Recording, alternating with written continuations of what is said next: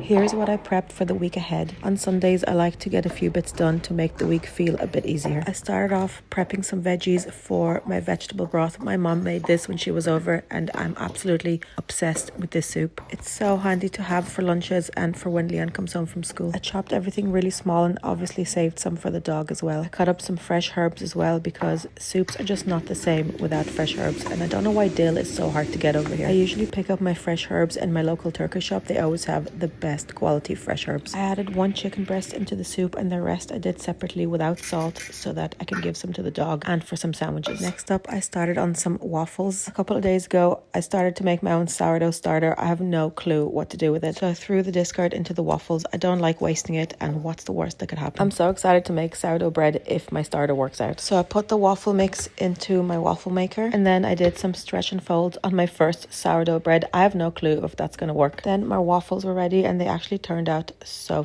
good. I love having them in the freezer for breakfast before school so I can just pop them into the toaster and serve it with fruit. At this stage my broth was ready, so I took out the chicken breast and I shredded it and I put it back into the soup. Then the waffles were ready, so I bagged them and threw them into the freezer. I left 3 of them for my son's breakfast. And this is the next day. I had the soup today after my big dog walk. It was absolutely delicious, and I haven't made the sourdough bread yet because I left it in the fridge overnight. So if you're interested in my first sourdough attempt, let me know and I'll share it with you guys.